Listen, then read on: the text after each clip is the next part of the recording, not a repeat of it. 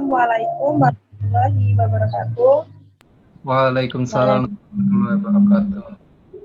Baiklah, di sini saya Dita Permatasari sebagai moderator dari kelompok 8. Kelompok 8 membahas upaya hukum dan pelaksanaan putusan hakim. Anggotanya itu yang pertama Zalza Malatika, kedua Rizka Puspita, yang ketiga Sanita Enda, yang keempat Anis Ramani, yang terakhir Muhammad Fareza. Baiklah, langsung saja ke materi pertama akan disampaikan oleh saudara Zalza Malatika. Kepada saudara Zalza Malatika, saya persilakan.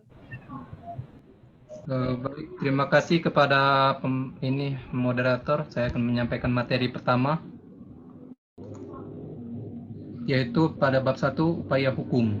Pengertian upaya hukum adalah hak yang diberikan kepada seseorang baik dalam ranah perdata maupun pidana untuk melakukan perlawanan terhadap putusan hakim secara berjenjang atau bertingkat berdasarkan ketentuan yang telah ditetapkan oleh undang-undang. Pasal 1 angka 12 KUHP mengatakan bahwa upaya hukum adalah hak terdakwa dan penuntut umum untuk tidak menerima putusan pengadilan yang berupa perlawanan atau banding atau kasasi, atau hak terpidana untuk mengajukan permohonan peninjauan kembali dalam hal serta menurut cara yang diatur dalam undang-undang ini. Dengan demikian, upaya hukum dapat memberikan keadilan yang relevan. Dalam hal ini terwujudnya keadilan sosial yang secara inheran disebut dengan keadilan Pancasila. Keadilan Pancasila berpijak pada keadilan distributif sebagai landasan dengan melalui sarana keadilan kolektif.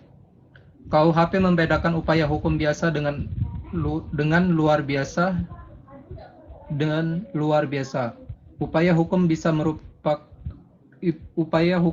merupakan bab ke-17, sedangkan upaya hukum luar biasa pada bab 18. Saya akan menyampaikan upaya hukum biasa, yaitu upaya ini terdiri dari pemeriksaan tingkat banding dan pemeriksaan tingkat kasasi.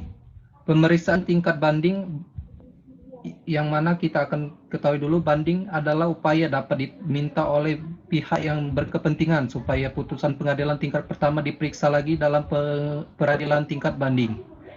Di samping itu, banding adalah upaya hukum yang dibenarkan oleh undang-undang, dan sifat dari upaya hukum banding adalah upaya hukum biasa. Ditinjau dari segi yuridis, upaya hukum banding adalah hak yang diberikan undang-undang kepada pihak yang berkepentingan.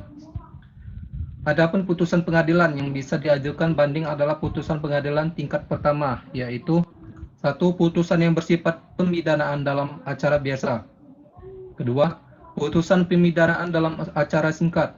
Yang ketiga, putusan yang menyatakan bahwa dakwaan tidak dapat diterima dalam acara biasa dan singkat.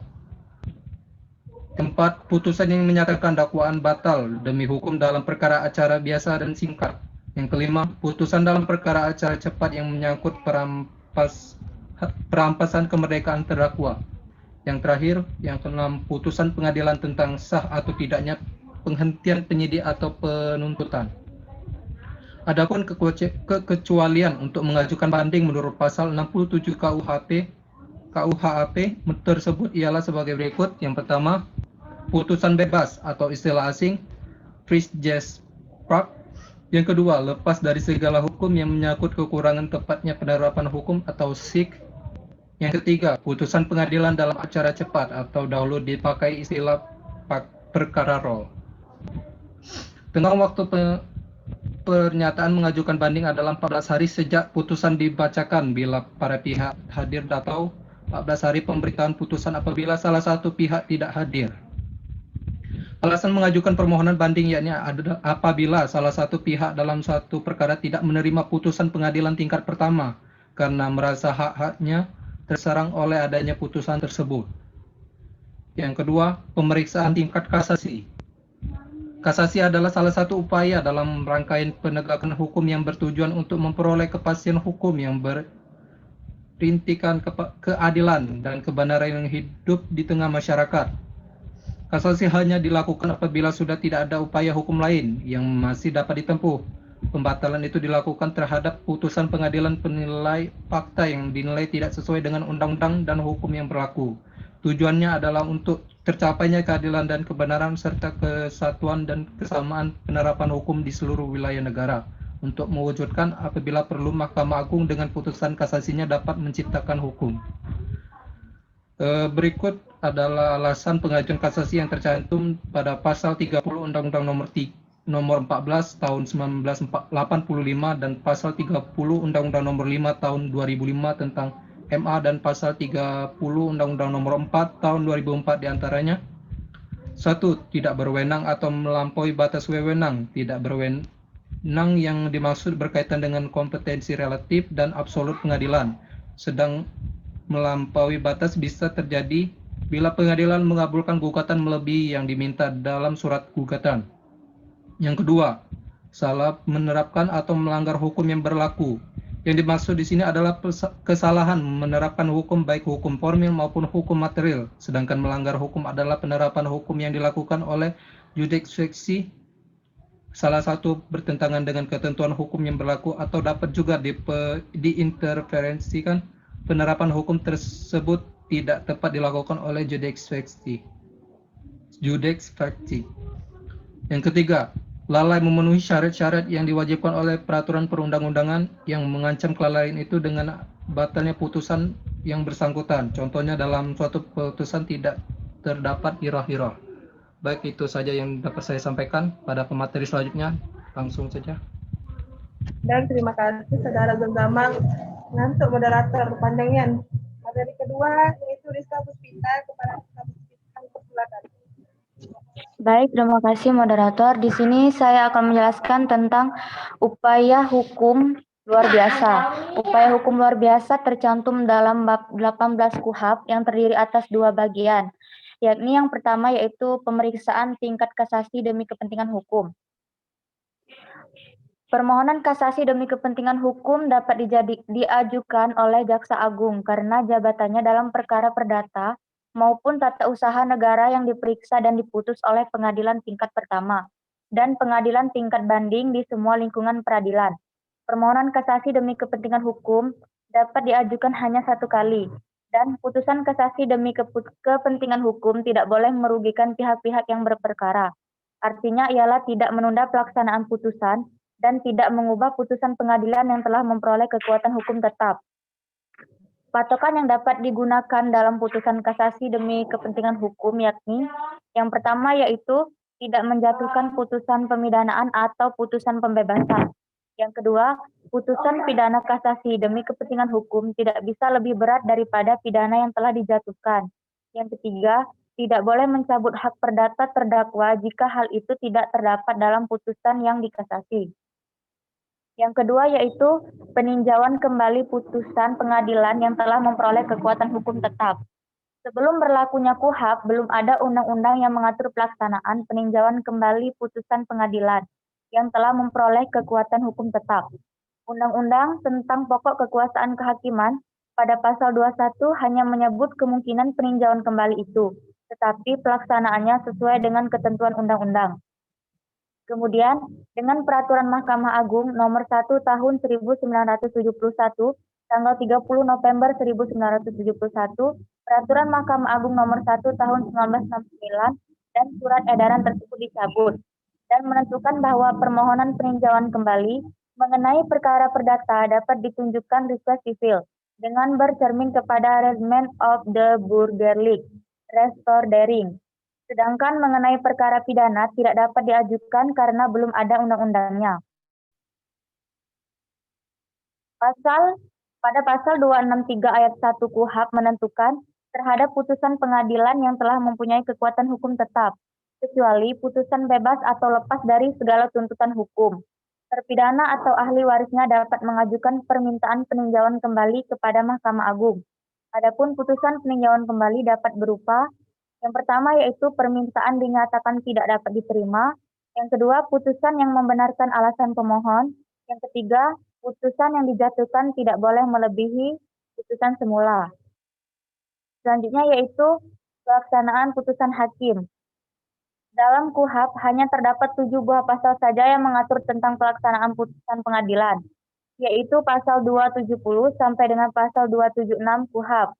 Peraturan itu mengenai Yang pertama, pelaksanaan putusan pengadilan oleh jaksa, terdapat dalam pasal 270 KUHP. Yang kedua, pelaksanaan pidana mati, pasal 271. Yang ketiga, pelaksanaan pidana berturut-turut jika terpidana dijatuhkan pidana sejenis berturut-turut, pasal 272.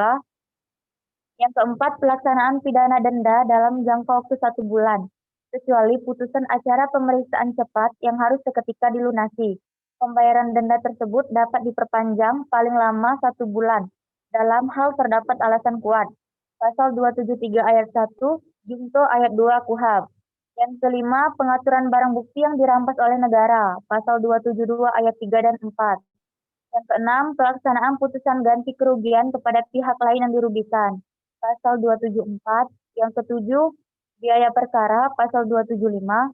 Yang terakhir yaitu pelaksanaan pidana bersyarat, pasal 276 KUHP. Mungkin itu saja yang dapat saya sampaikan. Saya kembalikan kepada moderator. Terima kasih kepada rekan kita. Baiklah, selanjutnya materi ketiga yaitu Saudari Fadika. Kepada Saudari Fadika, kami persilakan.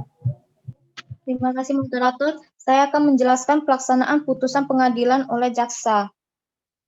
Pelaksanaan putusan pengadilan yang telah berkekuatan hukum tetap dalam perkara pidana merupakan bagian dari penegak hukum pidana. Adapun wewenang jaksa dalam melakukan pelaksanaan putusan pengadilan diatur di berbagai peraturan perundang-undangan, yaitu yang pertama ada pasal 270 KUHP Perdata KUHP yang menyatakan pelaksanaan putusan pengadilan yang telah memperoleh kekuatan hukum tetap dilakukan oleh jaksa, yang untuk itu panitera mengirim salinan surat putusan kepadanya. Kedua, ada pasal 30 ayat 3 huruf B Undang-Undang Nomor 16 Tahun 2004 tentang Kejaksaan Republik Indonesia yang menyatakan di bidang pidana, kejaksaan mempunyai tugas dan wewenang melaksanakan penetapan hakim dan putusan pengadilan yang memperoleh kekuatan hukum tetap. Ketiga, ada pasal 454 ayat 1 Undang-Undang Nomor 48 Tahun 2009 tentang Kekuasaan Kehakiman yang menyatakan pelaksanaan putusan pengadilan dalam perkara pidana dilakukan oleh jaksa. Namun dikemukakan dalam melakukan pelaksanaan putusan, jaksa harus memperhatikan nilai kemanusiaan dan keadilan. Keadilan merupakan sesuatu yang sulit untuk didefinisikan, tetapi bisa dirasakan dan merupakan unsur yang tidak dapat dipisahkan dari hukum sebagai perangkat atas dan kaidah yang menjamin adanya keteraturan dan ketertiban dalam masyarakat. Hal itu diselaraskan dengan tujuan oleh KUHP berdasarkan pedoman dari pelaksanaannya, yaitu untuk mencari dan mendapatkan atau setidak-tidaknya mendekati kebenaran material, ialah kebenaran yang selengkap-lengkapnya dari suatu perkara pidana dan menetapkan ketentuan hukum acara pidana secara jujur dan tepat. Lebih lanjut, KUHP mengatur mengenai eksekusi dalam bab 10.110 tentang pelaksanaan putusan pengadilan yang terdapat dalam pasal 207, pasal 276. Kemudian mengenai waktu pelaksanaan dijelaskan di dalam pasal 197 ayat 3 KUHP yang menyatakan bahwa putusan pelaksanaan dengan segera menurut ketentuan dalam undang-undang ini. Lebih lanjut, pidana di dalam pasal 10 Undang-Undang Nomor 1 Tahun 1946 tentang Kitab Undang-Undang Hukum Acara Pidana terdiri atas 1.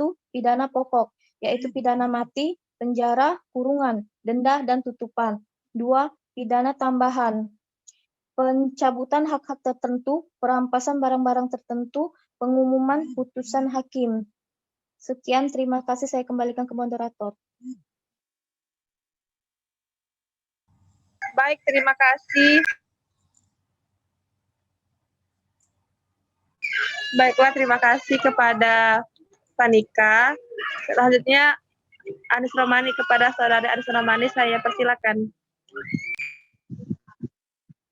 Terima kasih kepada moderator. Saya akan melanjutkan yang B, biaya perkara. KUHP hanya menyebut tentang biaya perkara tanpa memperinci bagaimana perhitungannya. Dalam putusan yang bagaimana yang diharuskan terpidana membayar biaya perkara dan bagaimana menagihnya. 2 pasal yang menyebut biaya perkara itu, yang pertama di bagian keputusan pengadilan dan yang lain di bagian pelaksanaan keputusan. Dalam pasal 197 ayat 1 KUHP yang mengatur apa yang harus dimuat suatu putusan pada huruf 1 menyebut ketentuan kepada siapa biaya perkara dibebankan dengan menyebutkan jumlah yang pasti dan ketentuan mengenai barang bukti.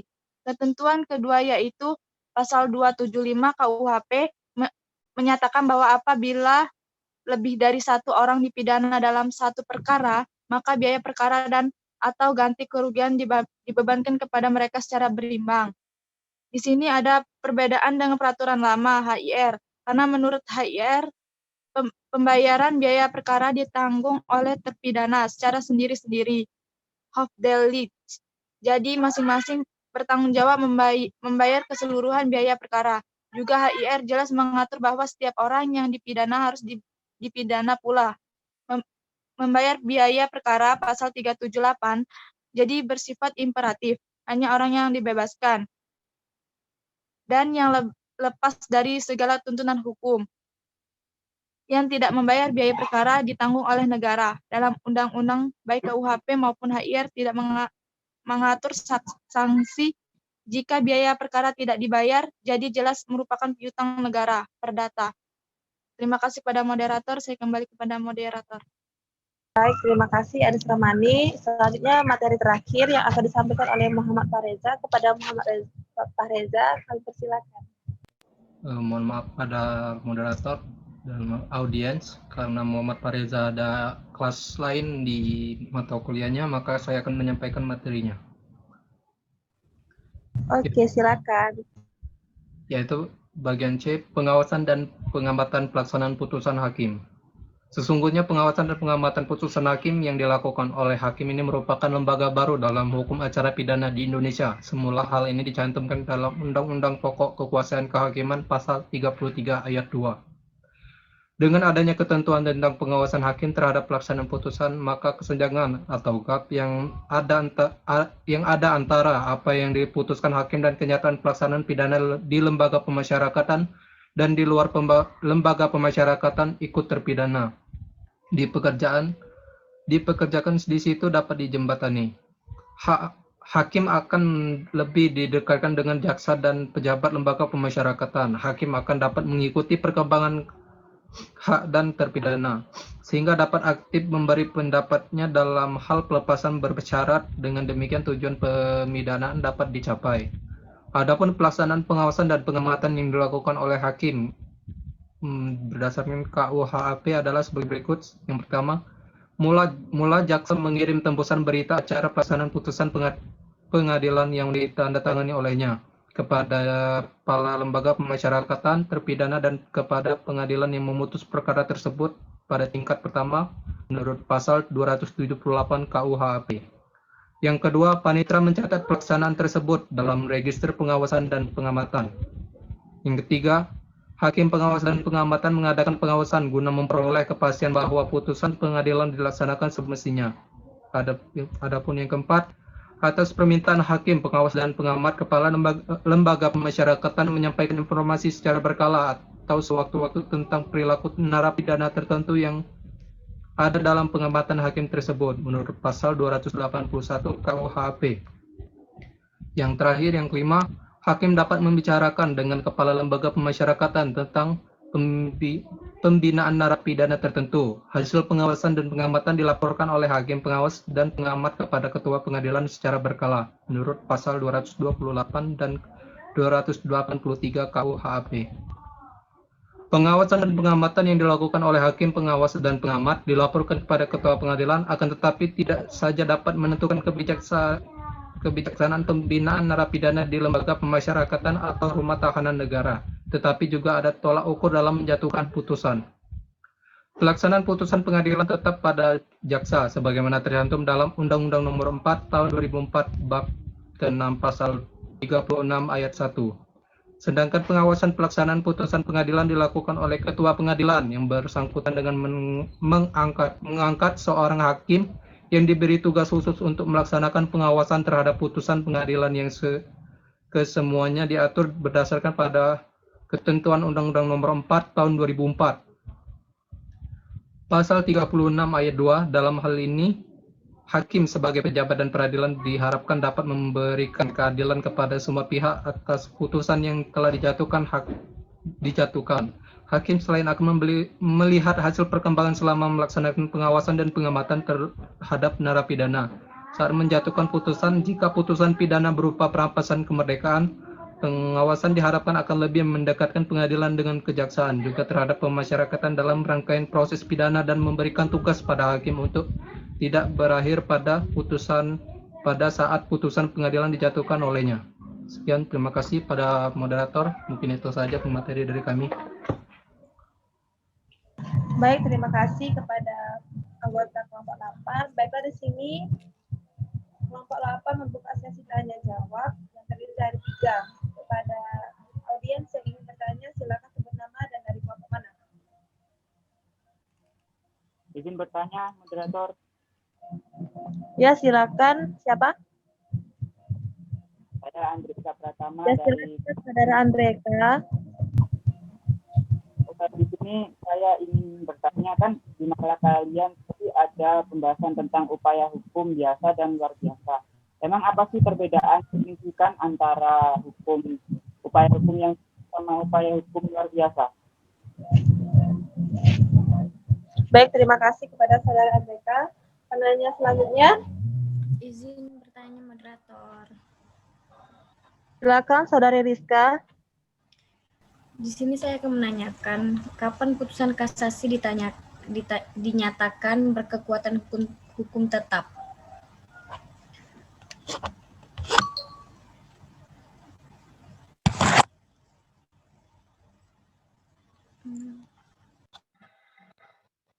Terima kasih saudari Rizka. Selanjutnya, penanya selanjutnya, Izin moderator. silakan saudari Widya Widya. moderator. Silakan.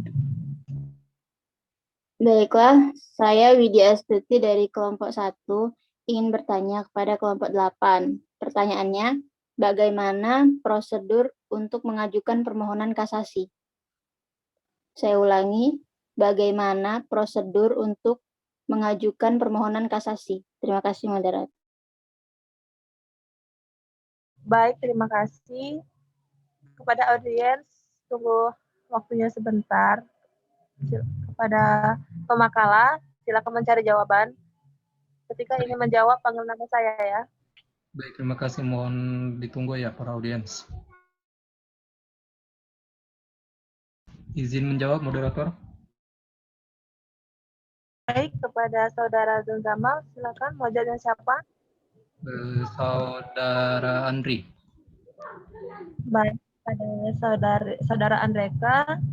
Pertanyaan Anda akan dijawab oleh saudara Zanzamal. Saudara Zanzamal, kami persilakan. Adapun perbedaan antara upaya hukum biasa dan upaya hukum luar biasa yang ditanyakan tadi kan perbedaannya kan yang signifikan. Jadi yang pertama adalah upaya hukum biasa diajukan terhadap putusan pengadilan yang belum mempunyai kekuatan hukum tetap. Sementara itu upaya hukum luar biasa diajukan terhadap putusan pengadilan yang telah mempunyai kekuatan hukum tetap. Yang kedua, upaya hukum biasa tidak memerlukan syarat-syarat yang bersifat khusus atau syarat-syarat tertentu. Sementara upaya hukum luar biasa hanya dapat diajukan apabila terpenuhi syarat-syarat tertentu. Yang ketiga, upaya hukum biasa tidak selamanya diajukan ke Mahkamah Agung, sementara itu upaya hukum luar biasa diajukan ke Mahkamah Agung dan diperiksa serta diputuskan oleh Mahkamah Agung sebagai instansi pertama dan terakhir. Mungkin hanya itu pada moderator dan Andreka. Baik, terima kasih saudara Zanzamal. Apakah saudara Andreka paham? Sangat paham, moderator. Terima kasih untuk saudara Zanzamal. Oke, terima kasih saudara Andreka. Moderator nak jawab punya Rizka. Baik, kepada saudari Rizka, silakan dengan jawaban dari saudari Vanika. Kepada saudari Vanika, kami persilakan. Rizka tadi bertanya, kapan putusan kasasi dinyatakan berkekuatan hukum tetap?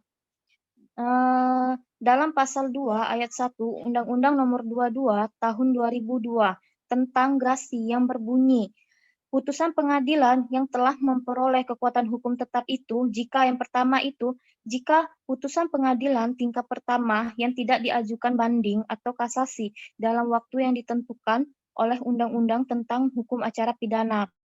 Yang kedua adalah jika pengadilan tingkat banding yang tidak diajukan kasasi dalam waktu yang ditentukan oleh undang-undang tentang hukum acara pidana. Dan yang ketiga itu jika putusan kasasi. Namun undang-undang tersebut tidak menerapkan sejak kapan putusan kasasi dinyatakan sudah BHT. Terima kasih. Berkekuatan hukum tetap. Terima kasih, saya kembalikan ke moderator. Terima kasih kepada Saudari Vanika. Gimana kepada Saudari Rizka, apakah jelas? Saudari Rizka? Jelas, ya jelas. Terima kasih. Oke, terima kasih. Izin menjawab moderator. Oke, silakan mau jawab pertanyaan dari Saudari. Baik, di sini saya akan menjawab pertanyaan dari Saudari Widya Astuti. Yang pertanyaannya, Baik. Mohon yang didengarkan ya. itu bagaimana prosedur untuk mengajukan permohonan kasasi. Baik, di sini ada beberapa prosedur yang dapat diajukan untuk mengajukan permohonan di tingkat kasasi, yaitu yang pertama, permohonan kasasi disampaikan oleh pihak yang berhak baik secara tertulis atau lisan kepada panitera pengadilan negeri yang memutus perkara tersebut dengan melunasi biaya kasasi. Yang kedua, pengadilan negeri akan mencatat permohonan kasasi dalam buku daftar dan hari itu juga membuat akta permohonan kasasi yang dilampirkan pada berkas yang terdapat pasal 46 ayat 3 Undang-Undang Nomor 14 Tahun 1985. Yang ketiga, paling lambat 7 hari setelah permohonan kasasi didaftarkan panitera pengadilan negeri, memberitahukan secara tertulis kepada pihak lawan.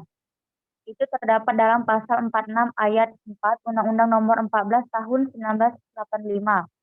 Yang keempat yaitu dalam tenggang waktu 14 hari setelah permohonan kasasi dicatat dalam buku daftar pemohon kasasi, wajib membuat memori kasasi yang berisi alasan-alasan permohonan kasasi. Pernyataan tersebut terdapat dalam pasal 47 ayat 1 Undang-Undang Nomor 14 Tahun 1985. Yang kelima yaitu panitera pengadilan negeri menyampaikan salinan memori kasasi pada lawan paling lambat 30 hari. Pasal 47 ayat 2. Yang keenam yaitu pihak lawan berhak mengajukan kontra memori kasasi dalam tenggang waktu 14 hari sejak diterimanya salinan memori kasasi. Terdapat dalam pasal 47 ayat 3 Undang-Undang Nomor 14 Tahun 1985. Setelah menerima memori dan kontra memori kasasi dalam jangka waktu 30 hari, panitera pengadilan negeri harus mengirimkan semua berkas kepada Mahkamah Agung. Pernyataan tersebut terdapat dalam pasal 48 ayat 1 Undang-Undang Nomor 14 Tahun 1985. Mungkin itu saja yang dapat saya sampaikan. Terima kasih, saya kembalikan kepada moderator. Baik. Baik, terima kasih kepada Saudari Rizka Puspita. Saudari itu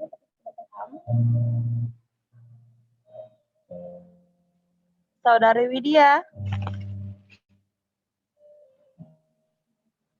Yuhu. Cukup jelas moderator, paham. Saudari Rizka, terima kasih moderator. Baik, terima kasih kepada Saudari Widya. Mana kesepakatan kelompok 8, apakah membuka sesi tanya jawab lagi? Mungkin dari para audiens, mungkin ada yang ingin ditanyakan lagi? Oke. Kepada audiens yang ingin bertanya lagi, saya beri 2 pertanyaan untuk sesi ini. Izin bertanya, moderator.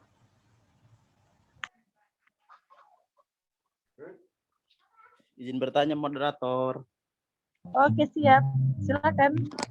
Izin bertanya, moderator. Oke, siap. Saya ambil untuk sesi ini Rini Karina dan Tim Mujo Tirto. Kepada Tim Mujo Tirto terlebih dahulu. Silakan. Baik, terima kasih kepada moderator.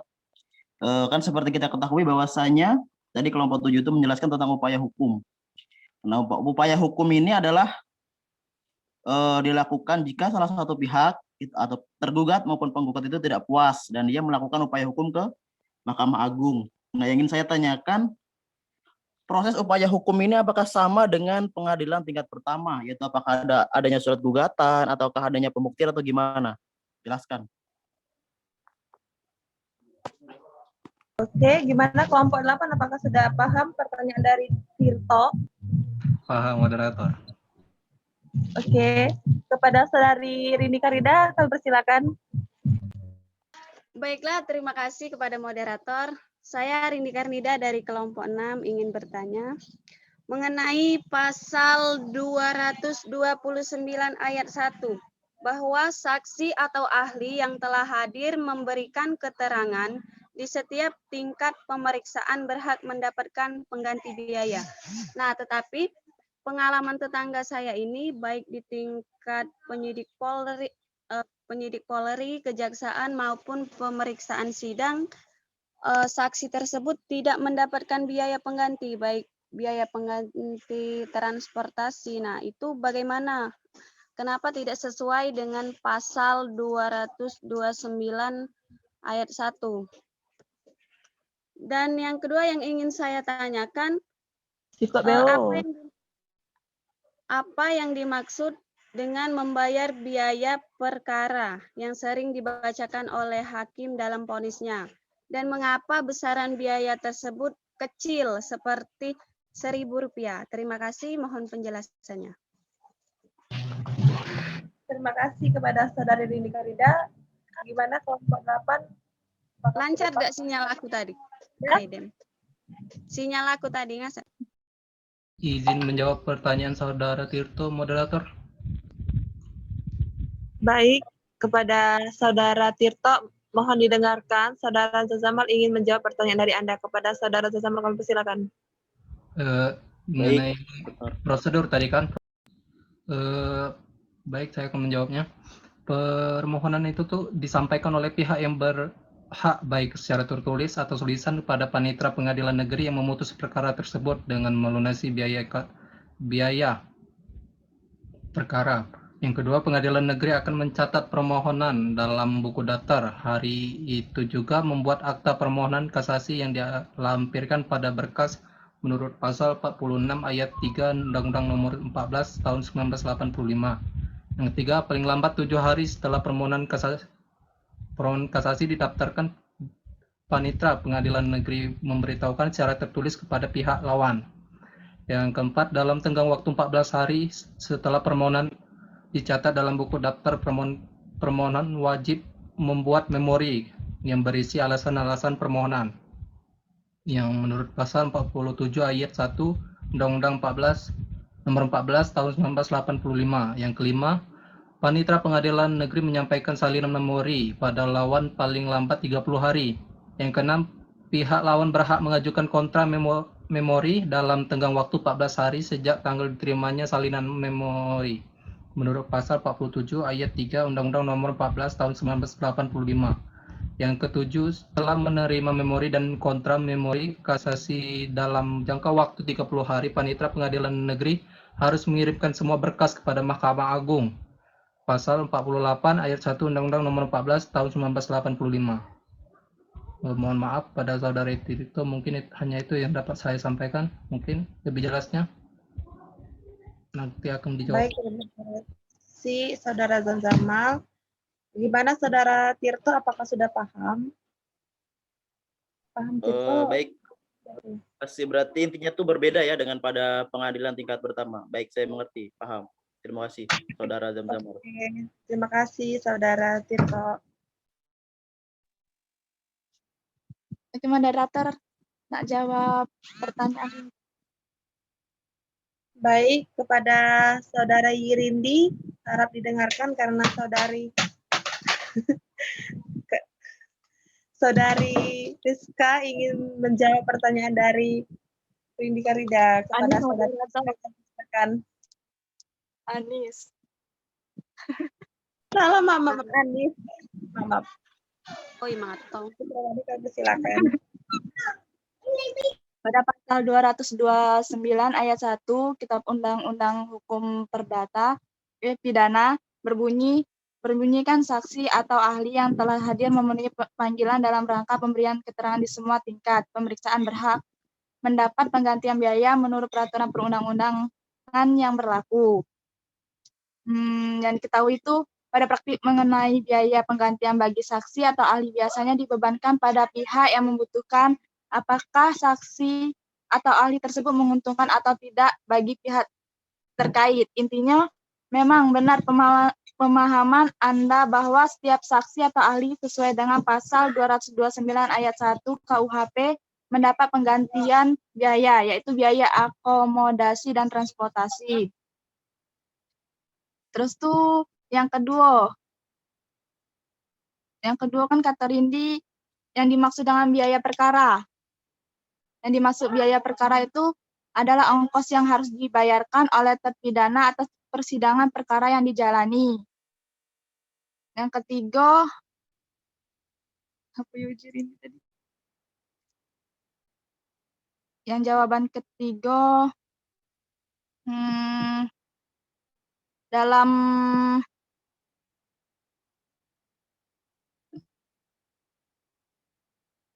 dalam keputusan Menteri Kehakiman nomor M14 PW 0703 tahun 1983 10 Desember 1983 tentang tambahan pedoman pelaksanaan Kitab Undang-Undang Hukum Acara Pidana pada poin 27 menyebutkan sebagai pedoman ditetapkan bahwa biaya perkara minimal 500 dan maksimal 10.000 dengan penjelasan bahwa maksimal 10.000 itu adalah 7.500 bagi pengadilan tingkat pertama dan 2.500 bagi pengadilan tingkat banding. Biaya perkara yang hanya berjumlah ribuan hal ini terjadi karena penentuan biaya perkara masih didasarkan pada peraturan lama dan belum ada pembaruan. Yang apa? Saya mau kembalikan kepada moderator.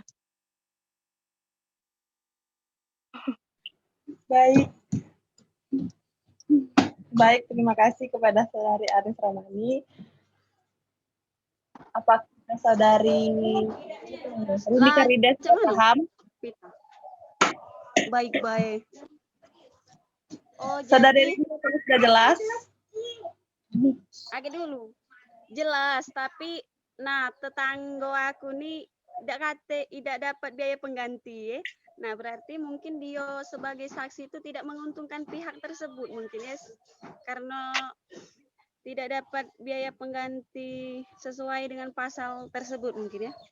Oh ya, mungkin lah kalau itu. Yo. Ya, dari ini. Ami, Ici. Ini dulu ya. Baiklah. Berakhirnya presentasi kelompok 8. Di sini Zanzamal Abika membacakan kesimpulannya. Kepada Zanzamal saya persilakan. Saya akan menyampaikan kesimpulan dari kelompok kami.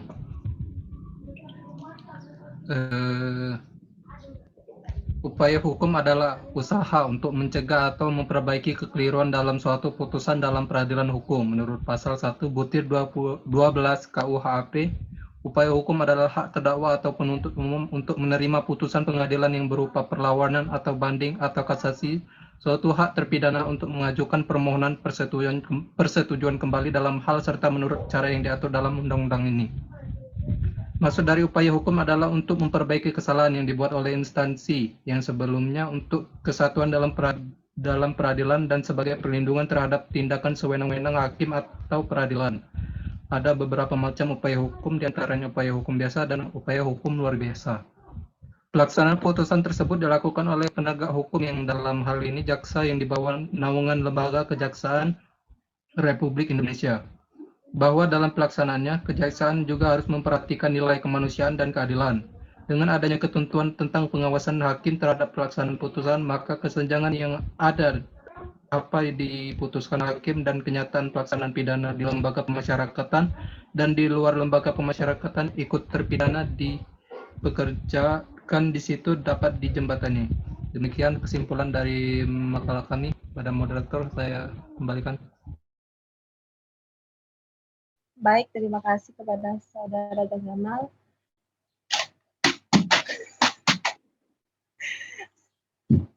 Tutup ya. Akhiri, ini agak dulu main bolanya. Saya akhiri Wassalamualaikum warahmatullahi wabarakatuh. Waalaikumsalam warahmatullahi wabarakatuh. Kita jangan lupa Lari Pak. ada.